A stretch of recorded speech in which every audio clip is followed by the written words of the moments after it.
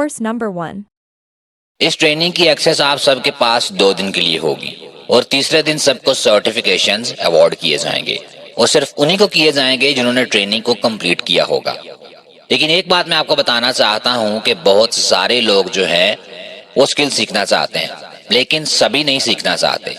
सिर्फ 60% लोग ऐसे हैं जो कि विलिंग टू लर्न होते हैं एक नई स्किल, जो कि नई कोई स्किल सीखना चाहते हैं अपने फ्यूचर को बेटर बनाने के लिए। लेकिन उन 60% में से अराउंड अबाउट 40 to 50% पहले ही छोड़ देते हैं बहाने बना के, मेरे पास टाइम नहीं, ये वो। लेकिन 10 to 20% लोग ऐसे होते हैं जो कि उस चीज को खत्म करते हैं जो उन्होंने स्टार्ट की होती है। तो ये आपने डिसाइड करना है कि आप 60% में से हो या फिर 10 to 20% में से हो। कोर्स की नेविगेशन के बारे में थोड़ा मैं आपको बता दूं। ये आपके पास जो कोर्स पेज होगा, यहाँ पर आपने नीचे जाना है और स्टार्ट लर्निंग पे क्लिक करना है। उसके बाद यहाँ पर आपके पास जो है वो क्लासेस वगैरह आ जाएंगी। यहाँ पर अगर आप ये 3 डॉट्स पे क्लिक करेंगे, 3 लाइन्स पे, तो ये आपके पास नेविगेशन मेन्यू आ जाएगा। यहाँ पर आप किसी भी क्लास में नेविगेट वगैरह कर सकते हैं। जैसे कि अभी अगर मैं 3rd मॉड्यूल को देखना चाहता हूँ, इस पे मैं टैप करूंगा और ये मेरे पास आ जाएगा। और जैसे कि आपको पता है सारी क्लासेस मॉड्यूल्स वगैरह जो है वो पासवर्ड प्रोटेक्टेड हैं और इनका पासवर्ड जो है वो आपके साथ ग्रुप में शेयर किया जाएगा। अगर आप उस ग्रुप के मेंबर नहीं तो just message us by clicking the link here और हमें मैसेज करें ग्रुप लिंक और आपको ग्रुप लिंक जो है भेज दिया जाएगा। तकरीबन हर 40 सेकंड बाद एक हैकर साइबर अटैक करता है, जबकि इन अटैक्स की तादाद दिन ब दिन बढ़ रही है। इन अटैक्स को रोकने वालों की डिमांड भी उसी तरह दिन ब दिन बढ़ रही है। और इन अटैक्स को रोकते कौन है? इन अटैक्स को एथिकल हैकर्स रोकते हैं। आपने हैकर की टर्म तो सुनी होगी, ठीक है। जब भी हैकर की टर्म आपको सुनाई देती है या आपके जहन में आती है, आपके जहन में एक ही चीज आती है, बैड गाइज, ठीक है। बुरे लोग, या तो जो डाटा जो स्टील कर लेते हैं, ठीक है, या फिर जो क्रेडिट कार्ड इंफॉर्मेशन स्टील करके जो है उसे यूज करते हैं, बैंक अकाउंट्स वगैरह हैक कर लेते हैं, सोशल मीडिया अकाउंट्स या फिर जो हैक करते हैं, फेसबुक हो गया, व्हाट्सएप हो गया, वगैरह वगैरह। लेकिन इसके साथ एक और भी टर्म है एथिकल की, ठीक है। हैकर की टर्म तो है लेकिन इसके साथ एथिकल की भी टर्म है। एथिकल का मतलब होता है वो इंसान जो कि ट्रूथफुल हो, सच बोलता हो, ऑनेस्ट हो, ठीक है। ये सोसाइटी का बुरा नहीं चाहता, ये सोसाइटी का अच्छा ही चाहता है। जैसे हैकर की टर्म आने पे आपके जहन में बैड गाइज का आता है, एथिकल वो बंदा होता है जो एक अच्छा इंसान होता है। तो ये टर्म जो है एथिकल हैकर्स की जब इकट्ठी होती है तो मतलब एक अच्छा इंसान जो सोसाइटी का भला चाहता है लेकिन उसके पास हैकिंग की स्किल भी होती है। मैं आपको इसकी मिसाल देता हूँ एक। फॉर एग्जाम्पल, आपके पास एक फोन है, ठीक है, आपके पास फोन है, उस फोन में आपका डाटा वगैरह है, ठीक है, आपकी इंफॉर्मेशन है, पिक्चर्स वगैरह हैं। इसमें अब ये होता है कि कोई अगर हैकर है, कोई बुरा हैकर है, वो आपके फोन को हैक करके आपका डाटा स्टील कर लेगा। जैसे आपकी पिक्चर्स वगैरह हो गई, वीडियोस वगैरह हो गई, आपके मैसेजेस वगैरह देख सकेगा। अगर आपके मोबाइल में कोई अकाउंट्स हैं, जैसे कि बैंक अकाउंट्स, मोबाइल वॉलेट्स हैं, इजी पैसा वगैरह, उसकी भी एक्सेस वो ले सकता है। मतलब कि ये जो हैकर होगा वो आपके मोबाइल को हैक करके आपके वैल्यूएबल डाटा तक जो है उसकी रसाई पहुंच जाएगी।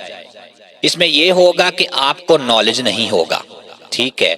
स्टार्टिंग में जब आप हैक हुए होंगे तो आपको इसका नॉलेज नहीं होगा और आपने परमिशन भी नहीं दी होगी उस बंदे को जिसने आपका डाटा वगैरह हैक किया है, मतलब no permission and no knowledge.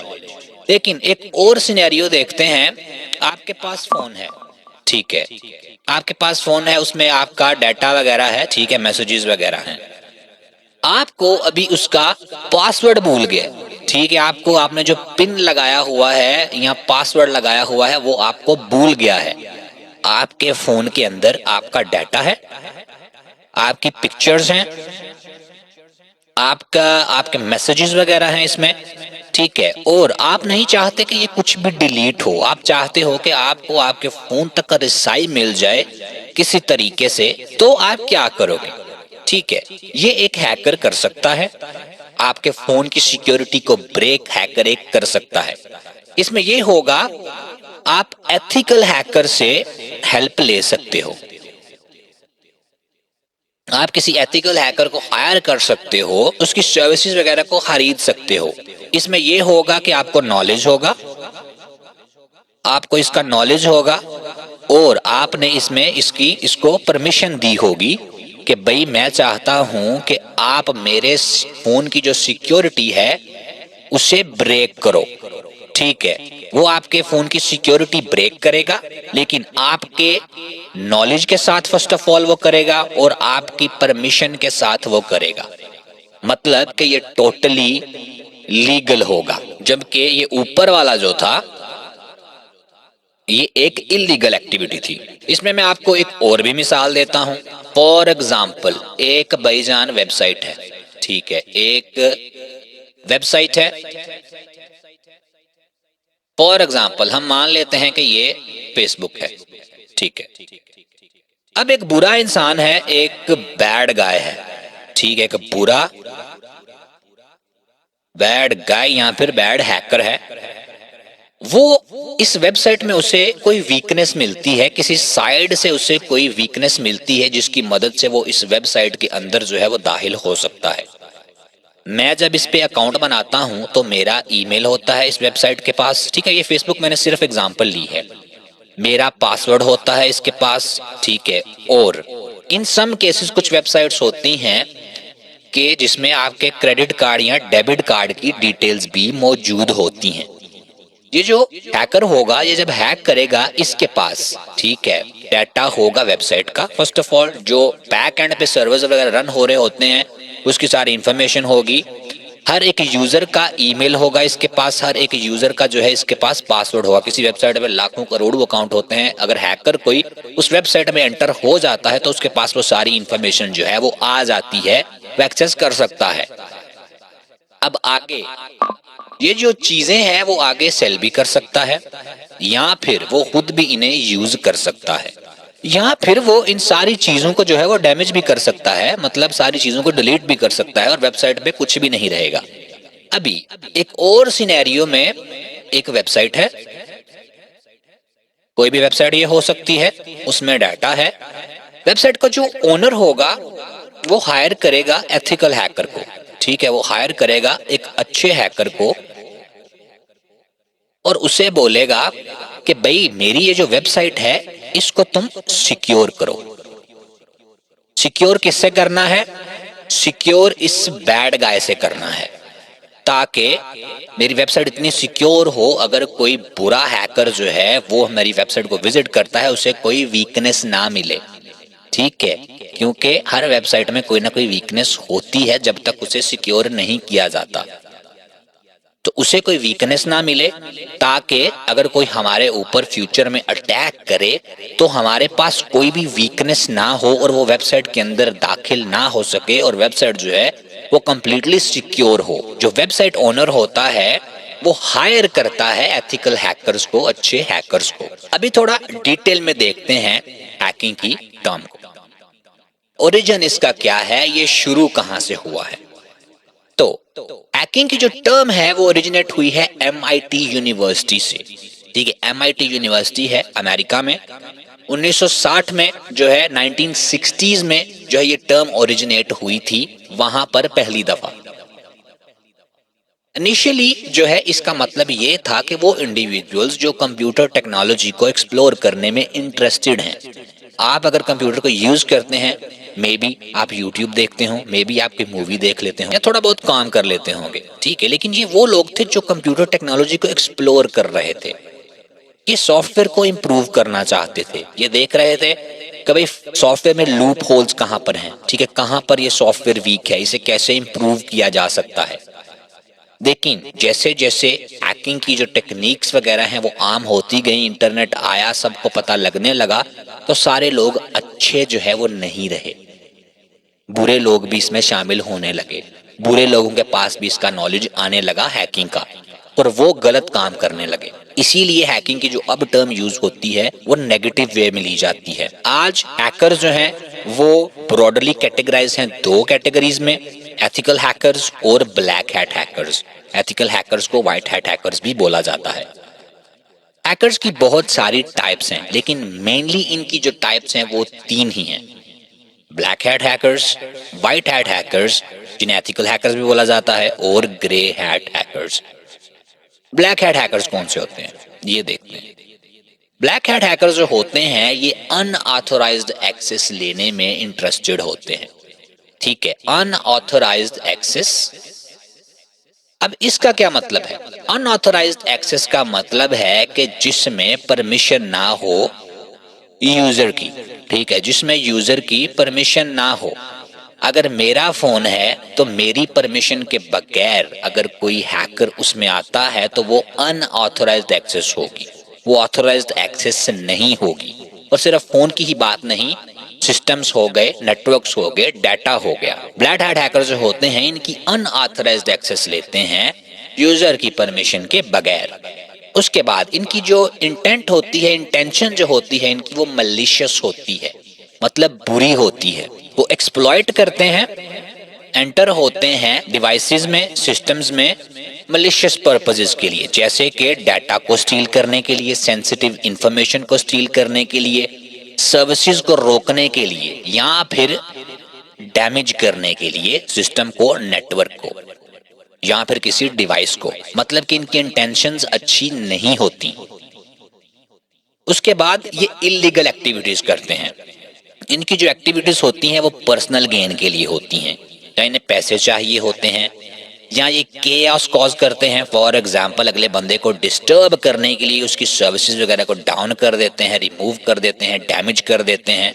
And in most cases ये ब्लैकमेल भी करते हैं। फॉर एग्जांपल किसी की पिक्चर्स वगैरह को अनऑथोराइज्ड एक्सेस करके ये उस बंदे को ब्लैकमेल भी करते हैं, या फिर कोई डाटा इनके पास जो सेंसिटिव हो उसकी मदद से उस बंदे को ब्लैकमेल करते हैं। इनकी स्पेसिफिक ऑब्जेक्टिव्स होती हैं जो कि इनके पर्सनल गेन के लिए होती हैं।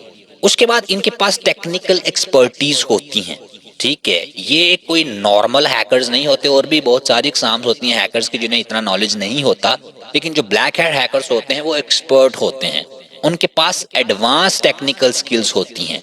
ठीक है, उनके पास प्रोग्रामिंग का नॉलेज भी होता है, वो वीकनेसेस वगैरह को एक्सप्लॉइट करना भी जानते हैं। एंड ये मत सोचिएगा कि ये वो लोग होते हैं जो यूट्यूब से ट्यूटोरियल्स वगैरह देख के आगे बढ़ते हैं। इनके पास बहुत ज्यादा नॉलेज होता है। ये अपने ट्रैक्स जो हैं वो रिमूव करना भी जानते हैं। फॉर एग्जाम्पल इन्होंने किसी वेबसाइट को हैक किया है तो ये अपने ट्रैक्स को कवर कर सकते हैं। उस वेबसाइट ओनर को नहीं पता होगा कि किसने हैक किया है, क्योंकि ये अपने ट्रैक्स पीछे नहीं छोड़ते। एंड समटाइम्स अथॉरिटीज को भी इसकी इंफॉर्मेशन नहीं होती।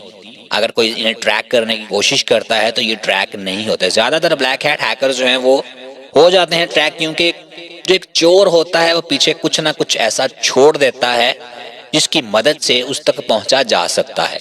तो मोस्ट केसेस में ये ट्रैक हो जाते हैं, लेकिन ये पूरी कोशिश करते हैं कि इनके जो ट्रैक्स हैं उन्हें ये रिमूव कर दें, पीछे ये कुछ छोड़े ना। उसके बाद आते हैं हमारे पास व्हाइट हैट हैकर्स। अभी व्हाइट हैट हैकर्स जो होते हैं वो एथिकल गार्डियंस होते हैं। ठीक है, वो अच्छे लोग होते हैं। ये अपनी स्किल्स को यूज करते हैं डिफेंड करने के लिए, प्रोटेक्ट करने के लिए साइबर अटैक्स के अगेंस्ट। या अपने आप को हो सकता है ये प्रोटेक्ट कर रहे हैं, डिफेंड कर रहे हैं, या किसी बिजनेस को कर रहे हैं, या किसी कंपनी को जिसके लिए वर्क कर रहे हैं, या फिर इन जनरल ये साइबर स्पेस को जो है वो सिक्योर करना चाहते हैं। उसके बाद ये लीगल अप्रोच लेते हैं। ठीक है, ये इलीगल अप्रोच नहीं लेते। इनकी अप्रोच जो होती है वो बिल्कुल लीगल होती है। ये विद इन लॉ में रह के जो है जो भी करते हैं और परमिशन के साथ करते हैं, टेस्ट करते हैं ये सिस्टम्स को, सिक्योरिटी वगैरह को, और उसे इम्प्रूव करते हैं। मतलब इनका जो मोटिव होता है वो गलत नहीं होता, ये बुरे लोग नहीं होते।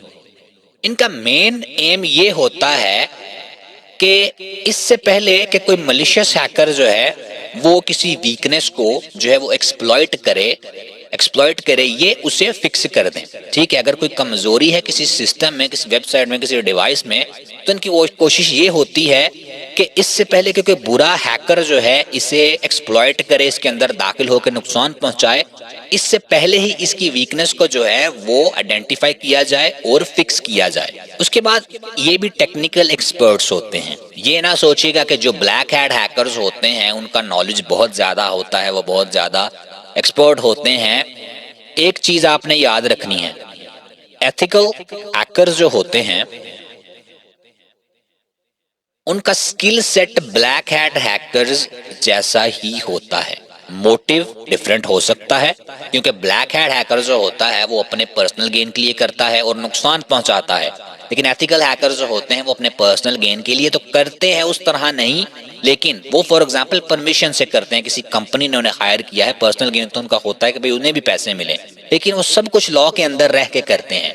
तो स्किल सेट जो है इन दोनों का सेम होता है, स्किल सेट में इन दोनों के में कोई डिफरेंस नहीं होता, इन दोनों की स्किल्स सेम होती हैं।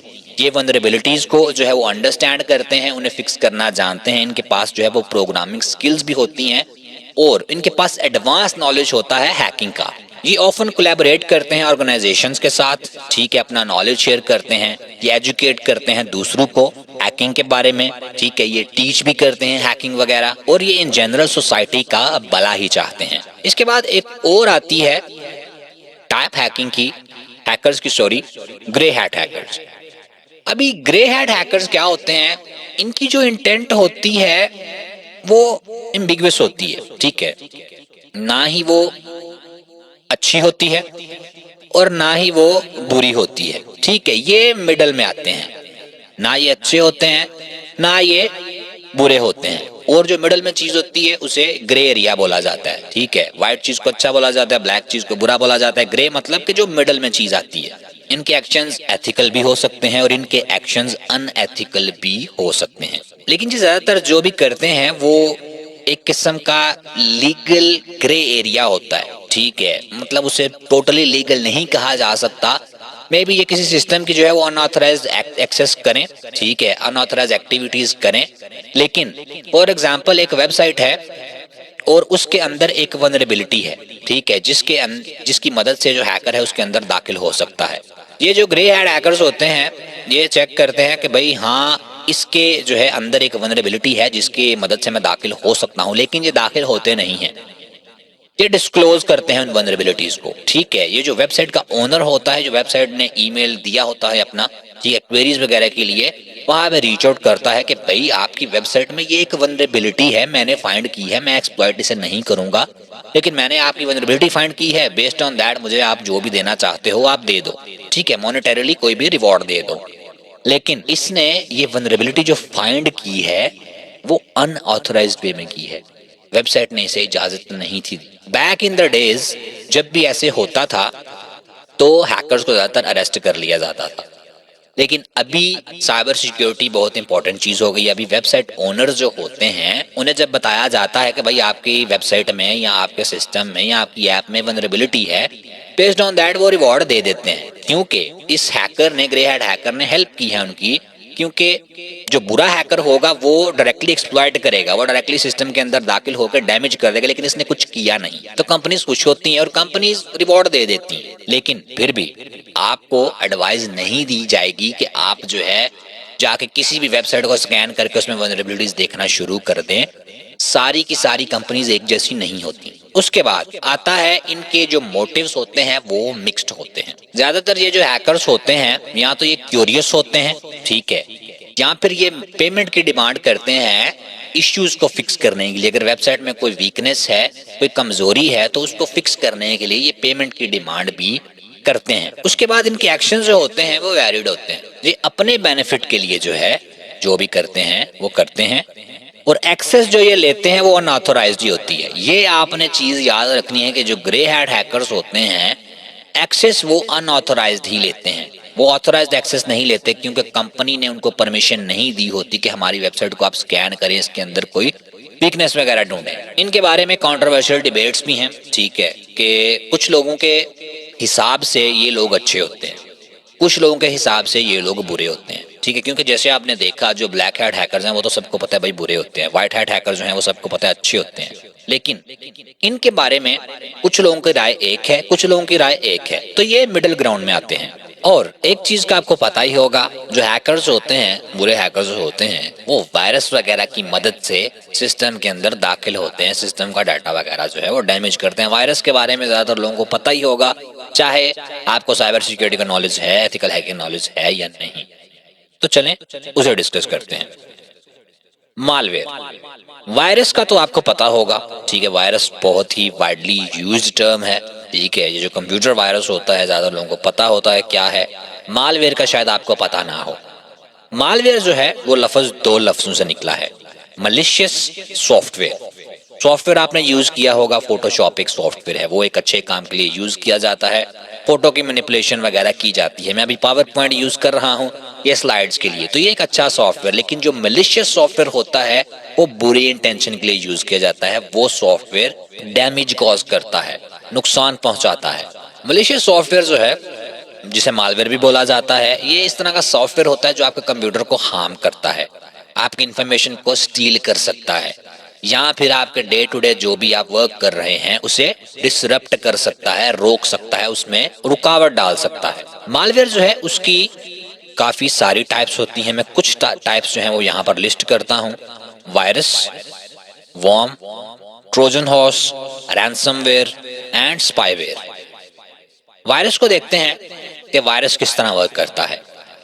वायरस जो होता है वो सेल्फ रेप्लिकेटिंग होता है। सेल्फ रेप्लिकेटिंग मींस ये अपने आप को कॉपी कर सकता है और स्प्रेड कर सकता है सिस्टम के अंदर या फिर दूसरे सिस्टम्स के अंदर जो कि नेटवर्क पर कनेक्टेड हैं। नेटवर्क पे कनेक्टेड सिस्टम का मतलब ये होता है, फॉर एग्जांपल आपके घर में भाई एक राउटर लगा हुआ है, उसके साथ आपका पीसी कनेक्टेड है, उसके साथ आपका मोबाइल फोन कनेक्टेड है, उसके साथ आपके भाई का भी कंप्यूटर कनेक्टेड है, उसके साथ आपके भाई का जो है वो फोन भी कनेक्टेड है। तो ये एक नेटवर्क है, ठीक है, ये एक नेटवर्क होता है जिसके साथ अलग अलग सिस्टम्स कनेक्टेड हैं। अगर आपके कोई नेबर हैं, ठीक है, उनके घर में भी एक राउटर लगा हुआ है, उनके साथ भी सिस्टम वगैरह कनेक्टेड हैं, तो वो नेटवर्क में नहीं आएगा, वो आएगा इंटरनेट में, ठीक है, वो इंटरनेट में आएगा, वो नेटवर्क नहीं होगा, वो इंटरनेटवर्किंग होगी, इंटरनेट होगा वो। लेकिन one thing that you should know कि उनका वो नेटवर्क ही है, उनका इंटरनेट नहीं। अगर आपका नेटवर्क उनके साथ बात करता है तो उसे इंटरनेट बोला जाता है। तो वायरस जो होता है वो स्प्रेड कर सकता है सिस्टम्स में और दूसरे कंप्यूटर्स में जो कि नेटवर्क पे कनेक्टेड होते हैं। इसकी जो इंटेंट होती है, इंटेंशन होती है, वो मलिशियस होती है, ठीक है। ये हार्म को कॉज करना चाहते हैं, ऑपरेशंस को डिसरप्ट करना चाहते हैं। फॉर एग्जांपल अगर आप पावर पॉइंट यूज करते हैं किसी वर्क के लिए, आपका पावर पॉइंट ओपन ही नहीं होगा, जी। अगर आपके सिस्टम में वायरस आ जाता है तो आपके जो डे टू डे ऑपरेशंस होंगे वो डिसरप्ट हो जाएंगे, ठीक है। ये डाटा भी स्टील किया जा सकता है वायरस की मदद से। हैकर्स जो होते हैं वो वायरस की मदद से डाटा भी स्टील करते हैं। ये अनऑथराइज्ड एक्सेस लेने के लिए भी यूज होता है, यूजर की या विक्टिम की। उसके बाद इसके स्प्रेड मैकेनिज्म जो होता है वो इस तरह होता है कि ये इन्फेक्टेड फाइल्स के थ्रू जो है वो स्प्रेड होता है। फॉर एग्जाम्पल आपके पास एक फोल्डर है, उसमें एक फाइल है, ठीक है, उसमें एक और भी फाइल है और एक 4 फाइल्स, ठीक है। ये वाली जो फाइल है इसके साथ वायरस है। अगर आप इस फाइल को ओपन करते हो तो चांसेस है कि ये वाली फाइल इनको भी जो है वो इन्फेक्ट कर दे, इनके साथ भी जो वायरस है वो आ जाए।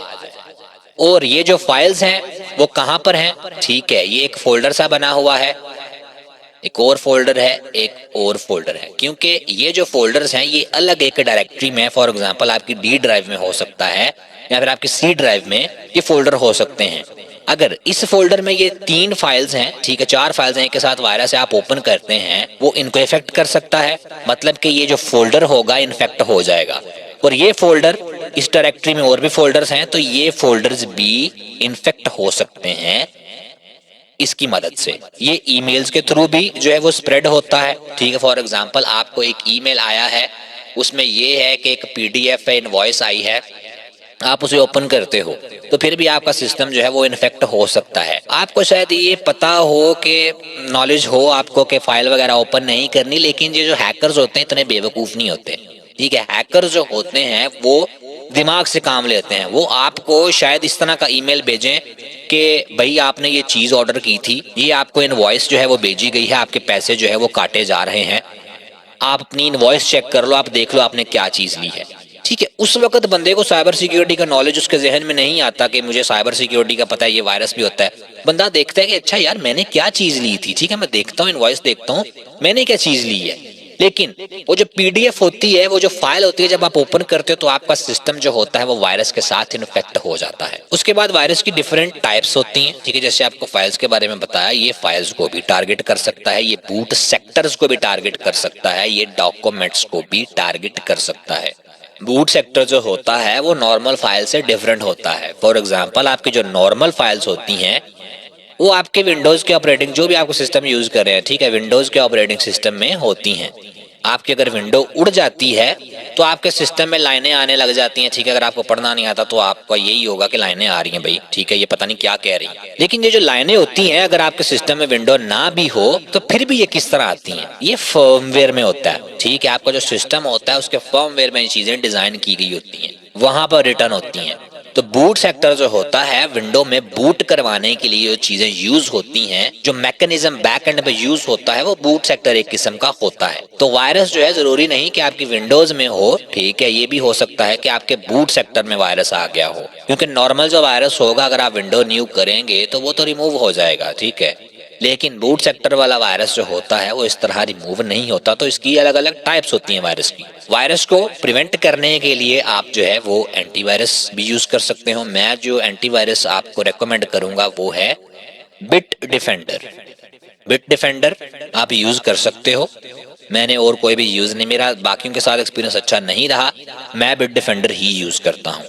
आप जो है वो अपने एंटीवायरस को अपडेट करके रखो, ठीक है, और कॉशियस बिहेवियर जो है वो अपना के रखो अपना, कि आपको वायरस जो है वो आपके सिस्टम में एंटर ना हो। ये ना हो कि आप कुछ भी डाउनलोड करते फिरें, ठीक है, जो भी आपके सामने आ रहा हो, इसी तरह जो है वो आपके सिस्टम जो है वो इन्फेक्ट होता है वायरस के साथ। उसके बाद आता है वॉर्म। वॉर्म क्या होता है? वॉर्म जो होता है वो इंडिपेंडेंटली स्प्रेड होता है नेटवर्क पे, डिवाइसेस पे। इसे वायरस की तरह जो है वो ज्यादातर इंटरेक्शन नहीं चाहिए होती, ये इंडिपेंडेंट होता है। वायरस में तो ज्यादातर ये होता है कि आपने फाइल ओपन की है, उस फोल्डर के अंदर अगर और कोई फाइल है तो तब जाके वो होगा, उन्हें इन्फेक्ट करेगा। वॉर्म जो है वो इंडिपेंडेंटली स्प्रेड करता है नेटवर्क के क्रॉस। अगर आपके सिस्टम में वॉर्म आ गया तो हो सकता है विद इन फ्यू मिनट्स वो दूसरे नेटवर्क पे जो सिस्टम्स कनेक्टेड हैं उनमें भी फैल जाए, और सिर्फ वहीं पर नहीं, ये इंटरनेट पे भी फैल सकता है, लोकल एरिया नेटवर्क के बाहर भी ये फैल सकता है। इसमें कोई भी यूजर इंटरेक्शन जो है वो एक्शन जो है वो रिक्वायर्ड नहीं होता। जरूरी नहीं है कि आपने कोई फाइल ओपन की है, आपने कोई प्रोग्राम ओपन किया है तब जाके ये आपके सिस्टम को इन्फेक्ट करेगा, ये विदाउट ह्यूमन इंटरेक्शन फैलता है। उसके बाद ये रैपिड स्प्रेड करता है, ये नंबरस डिवाइसेस को, मतलब ज्यादा जितने भी डिवाइसेस ये इन्फेक्ट कर सकता है ये क्विकली कर देता है। There was a case back in the day जब एक वॉर्म आया था और उसने लाखों करोड़ों सिस्टम्स को जो है वो इन्फेक्ट कर दिया था विद इन 24 आवर्स। तो ये इंटरनेट पे भी फैल सकता है, ये रैपिडली फैलता है। उसके बाद ये मलिशियस एक्टिविटीज के लिए यूज होता है, ठीक है, ये नेटवर्क को बहुत ज्यादा स्लो कर सकता है, ये डाटा को स्टील करने के लिए भी यूज होता है, और सिस्टम को डिसरप्ट करने के लिए भी ये यूज होता है। डिसरप्ट मतलब हलर डालना। उसके बाद इसके प्रिवेंशन के लिए आपको फायरवॉल्स जो है वो यूज करने होंगे, ठीक है। सारे एंटीवायरस में फायरवॉल नहीं मौजूद होता, ठीक है, सारे जो एंटीवायरस होते हैं उसमें फायरवॉल वाली जो फैसिलिटी होती है वो मौजूद नहीं होती। तो आप वो देखें जिसमें फायरवॉल वाली फैसिलिटी जो है वो मौजूद है। बिट डिफेंडर टोटल सिक्योरिटी में फायरवॉल भी मौजूद है। अपने सिस्टम्स को जो है वो अपडेट करके रखें, और एक एंटीवायरस जो है वो भी यूज करें वॉर्म को प्रिवेंट करने के लिए। उसके बाद आता है ट्रोजन हॉर्स। ये एक डिसेप्टिव सॉफ्टवेयर होता है, ठीक है, मतलब फॉर एग्जाम्पल आपका सिस्टम थोड़ा स्लो है, आप इंटरनेट पे जाते हो और सर्च करते हो how to make my system fast, ठीक है, ज्यादातर लोग ऐसे ही करते हैं। उनके पास कुछ वेब पेजेस आते हैं, ठीक है, वो उसमें से एक कोई वेब पेज है वो देखते हैं, उसे ओपन करते हैं, उस पे एक सॉफ्टवेयर होता है इंक्रीज रैम, ठीक है, या इंक्रीज स्पीड वगैरह, ठीक है, इस तरह के सॉफ्टवेयर मौजूद होते हैं, ठीक है। आप वो सॉफ्टवेयर डाउनलोड करते हो, आप देखते हो कि यार मेरी रैम इतनी इंक्रीज हो जाएगी, ठीक है, मैं रैम को इंक्रीज करके अपने सिस्टम को फास्ट कर लूंगा। आपको लग रहा होता है कि ये जो सॉफ्टवेयर है ये मेरे लिए बहुत यूजफुल है, ठीक है, मेरा इससे मतलब सिस्टम फास्ट हो जाएगा। आप उसे डाउनलोड करते हो और आप उसे एक्सिक्यूट करते हो, लेकिन आपको नहीं पता होता कि वो एक यूजफुल सॉफ्टवेयर नहीं बल्कि एक मालवेयर है, ट्रोजन हॉर्स है। क्योंकि ये लगेगा आपको लेजिटिमेट। ट्रोजन हॉर्स का मतलब ये है कि ये ट्रोजन अपने आप को डिस्गाइज कर लेता है इस तरह का, ये बहुत यूजफुल प्रोग्राम है, ये लेजिटिमेट सॉफ्टवेयर है, लेकिन जब आप उसे डाउनलोड करके एक्सिक्यूट करते हो तो वो ट्रोजन हॉर्स होता है, वायरस होता है। इन मोस्ट केसेस आपको पता भी नहीं होता, जब आप उसे चला रहे होते हो तब भी आपको नहीं पता होता कि ये ट्रोजन हॉर्स है। जब आप उसे इंस्टॉल वगैरह कर लेते हो अक्सर केसेस में, तब भी लोगों को नहीं पता होता ये ट्रोजन हॉर्स है। लेकिन वो बैक मतलब के बैक में पीछे कुछ ऐसे कर रहा होता है आपके सिस्टम में, आपका डाटा वगैरह स्टील कर लेता है, स्लो कर देता है, आपको नहीं पता होता। आपको लग रहा होता है कि मेरी रैम इंक्रीज हो जाएगी, लेकिन वो आपके सिस्टम को डैमेज कर देता है। ये अनऑथराइज्ड एक्शंस करता है, ठीक है। ये जब एक्टिवेट हो जाता है, ये आपका डाटा स्टील कर सकता है, ये आपकी फाइल्स को डैमेज कर सकता है और रिमोट एक्सेस ले सकता है आपके सिस्टम से, आपके सिस्टम की। फॉर एग्जांपल एक हैकर ने भाई, ठीक है, ट्रोजन हॉर्स बनाया है। ये जो हैकर है इसके पास सिस्टम है, ठीक है, इसके पास सिस्टम है और आपके पास भी सिस्टम है, यहां पर हो आप और आपके पास सिस्टम है। आपने इस सॉफ्टवेयर को डाउनलोड किया है रैम को इंक्रीज करने के लिए, ठीक है, रैम को इंक्रीज करने के लिए इसे डाउनलोड किया है, इंस्टॉल कर लिया है। लेकिन इसकी मदद से इंस्टॉल करने के बाद इसके सिस्टम में आपकी एक्सेस आ गई है, ठीक है। ये अपने सिस्टम की मदद से आपके सिस्टम का जो भी डाटा वगैरह है वो ले सकता है, रिमोटली एक्सेस आपके सिस्टम को कर सकता है ये हैकर। उसके बाद ये रेप्लिकेट नहीं करता अपने आप को, ठीक है, जैसे कि जो वायरसेस वगैरह होते हैं, वॉर्म्स वगैरह होते हैं, वो रेप्लिकेट कर देते हैं। अगर आपके पास एक फोल्डर है उसमें वायरस है, एक फाइल में आप उसे चलाते हो तो दूसरी फाइल्स को भी इन्फेक्ट कर सकता है। ट्रोजन्स जो है वो सेल्फ रेप्लिकेट नहीं करते और यूजर इंटरेक्शन उसमें रिक्वायर्ड होती है स्प्रेड करने के लिए। फॉर एग्जाम्पल अगर आप सिर्फ डाउनलोड करेंगे उस सॉफ्टवेयर को, उसे रख देंगे तो उसमें कुछ भी नहीं होगा। जब तक आप उसे इंस्टॉल नहीं करेंगे तो कुछ भी नहीं होगा। उसके बाद इसके पर्पसेस जो हो सकते हैं वो वैलिड हो सकते हैं, ठीक है। इसकी जो एक्टिविटीज हो सकती है वो मलिशियस भी हो सकती है, ठीक है। ये आप पे स्पाई भी कर सकता है, या फिर अगर ये ट्रोजन हॉर्स जो है ये आपके सिस्टम के अंदर मालवेयर भी दूसरे किस्म का इंस्टॉल कर सकता है, ये आपके सिस्टम के अंदर वायरस भी इंस्टॉल कर सकता है, ये आपके सिस्टम के अंदर वॉर्म भी इंस्टॉल कर सकता है। ज्यादातर ट्रोजन हॉर्स जो यूज किए जाते हैं वो इसीलिए यूज करते हैं हैकर्स के सिस्टम किसी के अंदर कोई वायरस जो है वो डाला जा सके, वॉर्म डाला जा सके, कोई और मालवेयर डाला जा सके। क्योंकि आपके हिसाब से तो आपके सिस्टम की रैम इंक्रीज हो रही है, लेकिन बैक इन द एंड वो बहुत कुछ कर रहा है। उसके बाद प्रिवेंशन मेजर्स इसके ये हैं कि जब भी कुछ भी डाउनलोड करें वो ध्यान से करें, ठीक है, और रेप्यूटेबल जो है वो एंटीवायरस यूज करें, ठीक है। कोई भी एंटीवायरस यूज ना करें, ठीक है। गूगल पे जाके सर्च करते हैं ज्यादातर लोग के एंटीवायरस, और जो भी उनके पास पहला रिजल्ट आता है वो कर लेते हैं, शायद वो एंटीवायरस खुद एक वायरस हो, ठीक है। तो जो टॉप एंटीवायरस है वो यूज करें। मेरा एक्सपीरियंस बिट डिफेंडर के साथ बहुत अच्छा है, मैं सिर्फ और सिर्फ बिट डिफेंडर यूज करता हूँ। लेकिन मेरी ना आप माने, ठीक है, आपको जो अच्छा लगता है आप अपने हिसाब से करें। बिट डिफेंडर जो है वो टॉप 3 में आता है और बहुत अच्छा सॉफ्टवेयर है, बहुत अच्छा एंटीवायरस है। उसके साथ अपने सिस्टम को रेगुलरली अपडेट करें, ठीक है। अपनी जो विंडोज हैं वो उन्हें अपडेट करें। अक्सर ये होता है कि जो स्टूडेंट्स होते हैं, जो लोग होते हैं, वो जब विंडोज अपडेट होने लगती है वो स्किप कर देते हैं, ठीक है। इस तरह ना करें। विंडोज जब आपकी अपडेट होती हैं तो माइक्रोसॉफ्ट जो इस तरह करता है कि वो देखता है कौन कौन सी वीकनेस है विंडो में, कौन कौन सी जो है वो वल्नरेबिलिटी है, वो उन्हें फिक्स कर देता है। आपका सिस्टम जो है वो और सिक्योर हो जाता है। तो अपडेट्स जो होती हैं वो मस्ट करें अपने सिस्टम को। उसके बाद आता है मालवेयर की टाइप, रैंसमवेयर। रैंसमवेयर जो है वो फाइल्स को इनक्रिप्ट करता है, यूजर्स को लॉक भी कर देता है सिस्टम से, और पेमेंट की डिमांड करता है एक्सेस को रिस्टोर करने के लिए। फॉर एग्जाम्पल ये हो भाई आप, ठीक है, और आप हो एक विक्टिम। आप विक्टिम हो, आपके पास है सिस्टम, आपके पास है कंप्यूटर, आपका बहुत ही जो है ना वो यूजफुल डाटा है सी ड्राइव में पड़ा हुआ, ठीक है। आपकी बैंक डिटेल्स हैं, आपकी पिक्चर्स हैं, आपका वैल्यूएबल डाटा है। रैंसमवेयर जो होगा जब वो एक्टिवेट होगा आपके सिस्टम के अंदर, तो वो सारी की सारी जो चीजें होंगी वो लॉक हो जाएंगी। ठीक है, ये मैंने लॉक बनाया अपनी तरफ से, 8 बन गए, इग्नोर दैट। ठीक है, वो सारी की सारी चीजें जो होंगी आपकी वो लॉक हो जाएंगी। इसकी एक की होगी। ठीक है, ये चीजें जो होगी ये इनक्रिप्ट हो जाएंगी। ठीक है, इनक्रिप्ट हो जाएगी। जब कोई चीज इनक्रिप्ट होती है वो की के बगैर आप उसे नहीं देख सकते हो, की के बगैर आप उसे एक्सेस नहीं कर सकते हो, नो मैटर व्हाट। तो जब रैंसमवेयर अटैक होता है आप पे, तो आपकी सारी की सारी फाइल जो होंगी वो हैकर जो है वो इनक्रिप्ट कर देगा, लॉक कर देगा। और अनलॉक करने का एक ही तरीका होगा उसका, वो होगा ये वाली की। और ये की होगी किसके पास? ये की होगी हैकर भाई के पास। ठीक है, जब ये हैकर आपके सिस्टम को लॉक कर देगा, कोई भी फाइल आप एक्सेस नहीं कर सकेंगे, तो आपके सिस्टम में ज्यादातर एक पॉपअप आएगा। ठीक है, एक पॉपअप आएगा, यहाँ एक टेक्स्ट फाइल होगी, सेंड मनी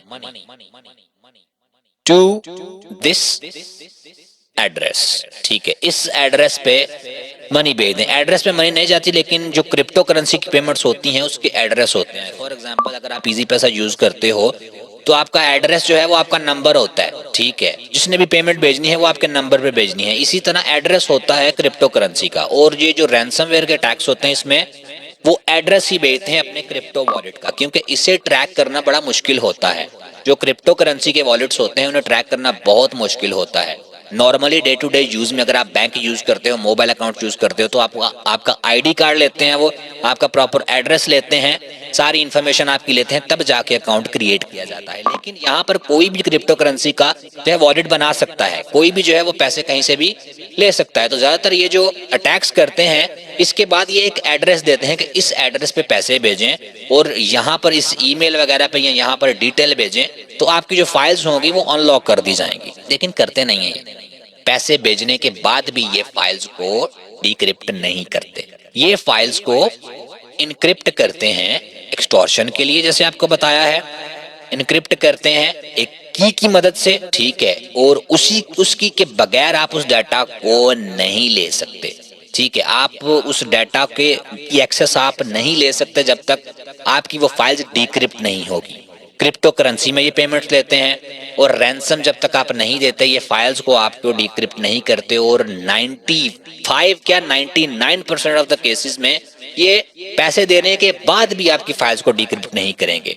तो दो नुकसान आपके होने हैं अगर आपने पैसे दिए, एक आपके पैसे जाएंगे, दूसरा आपकी फाइल्स जाएंगे। और अगर आप पैसे नहीं देंगे तो तब आपका सिर्फ एक ही नुकसान होगा। इसीलिए इसके जो मेजर होता है वो ये होता है कि अपने डाटा को बैकअप लाजमी करके रखें। जब आपका डाटा बैकअप होगा, अगर आपकी फाइल्स जो है वो इनक्रिप्ट हो गई हैं, तो आप बैकअप से उन फाइल्स को जो है वो एक्सेस कर सकते हो।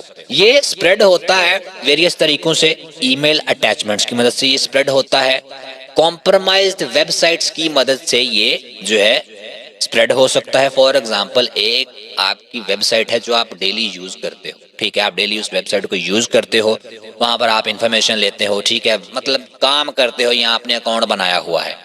अगर वो वेबसाइट हैक हो चुकी है, आपको नहीं पता, आपके हिसाब से वो वेबसाइट बिल्कुल ठीक है और वेबसाइट है भी ठीक, लेकिन हैकर ने हैक कर ली है वो वेबसाइट।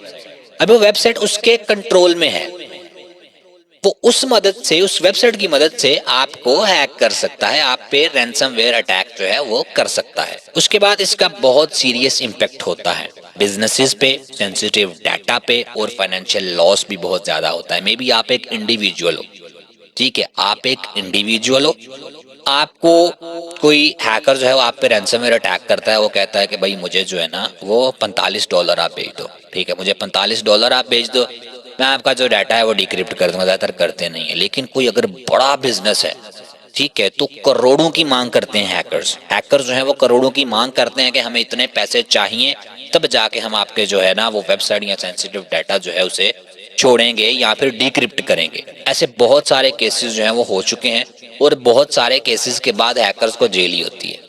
उसके बाद प्रिवेंशन मेजर्स इसके ये, जैसे मैंने आपको बताया कि डाटा को लाजमी बैकअप करें। ठीक है, डाटा को लाजमी बैकअप करें, चाहे आप साइबर सिक्योरिटी के सबसे बड़े एक्सपर्ट हो, अपने मोहल्ले में, अपनी सिटी में, अपनी कंट्री में, पूरी दुनिया में, फिर भी अपना जो डाटा है वो रेगुलरली बैकअप करें। क्योंकि जब रैंसमवेयर अटैक होगा आप पे तो ज्यादातर 99% चांसेस ये हैं कि आपका डाटा जो है वो लॉस्ट हो जाएगा, वो डाटा वापस आपका नहीं होगा।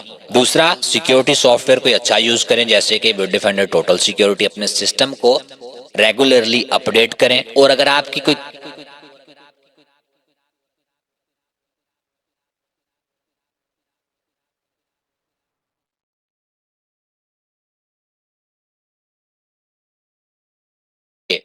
जब रैंसमवेयर अटैक होगा आप पे तो ज्यादातर 99% चांसेस ये हैं कि आपका डाटा जो है वो लॉस्ट हो जाएगा, वो डाटा वापस आपका नहीं होगा।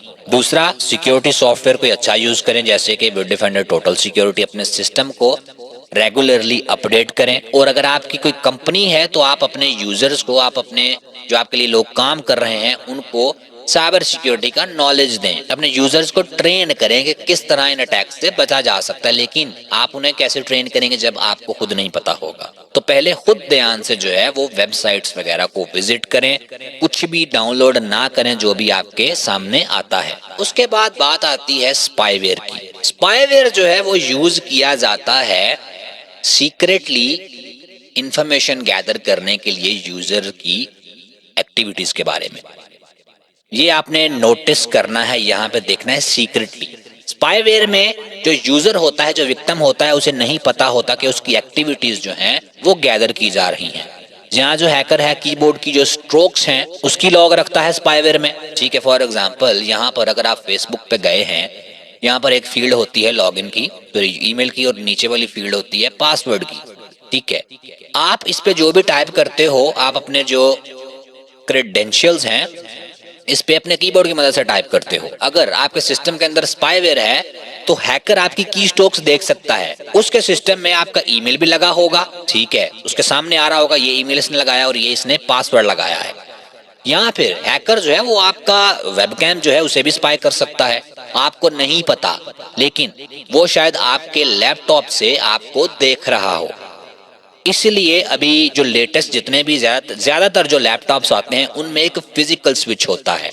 वो फिजिकल स्विच जब ऑफ करते हैं तो जो वेब कैम होता है उस पर करंट जाना बंद हो जाती है, ठीक है, वो वर्क नहीं करता जो भी हो जाए। उसके बाद ये जो इंस्टॉलेशन होती है इसकी, ठीक है, वो स्टेल्थी होती है। यूजर को नहीं पता होता कि उसके सिस्टम में जो है वो मालवेयर इंस्टॉल हुआ है। ये फ्री सॉफ्टवेयर की मदद से ज्यादातर होता है, ठीक है। आपको इंटरनेट पे जो फ्री सॉफ्टवेयर नजर आते होंगे, जैसे हमने ट्रोजन हॉर्स के एग्जांपल में पढ़ा है कि अपनी रैम इंक्रीज करें, ये करें वो करें, और यूजर जो है वो कुछ भी कर लेते हैं। ज्यादातर ये उनके लिए भी आता है जो सर्च करते कोई paid software. For example paid software है फोटोशॉप। फोटोशॉप जो है वो पेड सॉफ्टवेयर है, यूजर सर्च करता है डाउनलोड फोटोशॉप फॉर फ्री, उसके पास पहला जो लिंक आता है वो डाउनलोड करता है, इंस्टॉल करता है, और वो स्पाईवेयर होता है, और उसका कैमरा भी हैकर के पास चला जाता है, देख सकता है वो उसे, और उसकी जो स्ट्रोक्स, कीबोर्ड स्ट्रोक्स होती हैं वो भी देख सकता है, और बहुत कुछ वो देख सकता है। और ये मलिशियस लिंक्स की मदद से भी जो है वो फैल सकता है। तो हर एक लिंक पे क्लिक मत करें।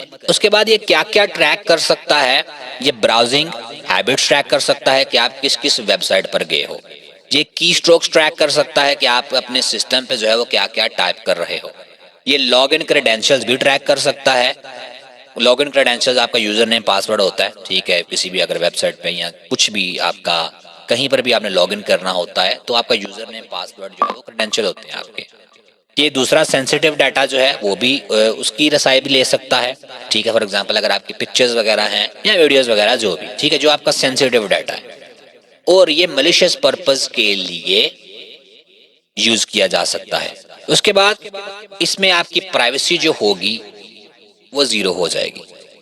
आपको लग रहा होगा कि आप अपने कमरे में बैठे हो, ठीक है, और आप कुछ कर रहे हो, लेकिन आपका वेबकैम जो होगा स्पाईवेयर की मदद से हैकर के पास होगा, वो देख रहा होगा आपको, आप जो भी टाइप कर रहे हो, जिससे भी बात कर रहे हो, जो भी कर रहे हो उसके बारे में इसे नॉलेज होगा। स्पाईवेयर में जरूरी नहीं सिर्फ वेबकैम ही जो है उसकी एक्सेस हो, आपकी माइक्रोफोन की एक्सेस भी उसके पास जा सकती है, ठीक है। वो सुन भी सकता है कि आप क्या बोल रहे हो कमरे में, और ये आपकी आइडेंटिटी को भी चुरा सकता है, और आपको फाइनेंशियल लॉस भी हो सकता है इसकी मदद से, क्योंकि आप अपने सिस्टम में अगर किसी बैंक अकाउंट को लॉगिन वगैरह करते हो या किसी एप्लीकेशन को लॉगिन करते हो तो इसे पता होगा आप किस एप्लीकेशन को लॉगिन कर रहे हो, कैसे लॉगिन कर रहे हो, क्या आपका यूजर नेम पासवर्ड है। उसके बाद इसके प्रिवेंशन मेजर्स जो है उसमें एंटीवायरस सॉफ्टवेयर आता है, एक अच्छा एंटीवायरस सॉफ्टवेयर यूज करें।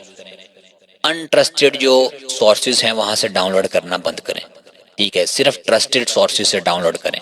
और अपने सिस्टम को जो है वो रेगुलरली स्कैन करें, हर हफ्ते या हर 14 दिन बाद अपने सिस्टम को रेगुलरली स्कैन करें। Thanks for watching. Like and subscribe.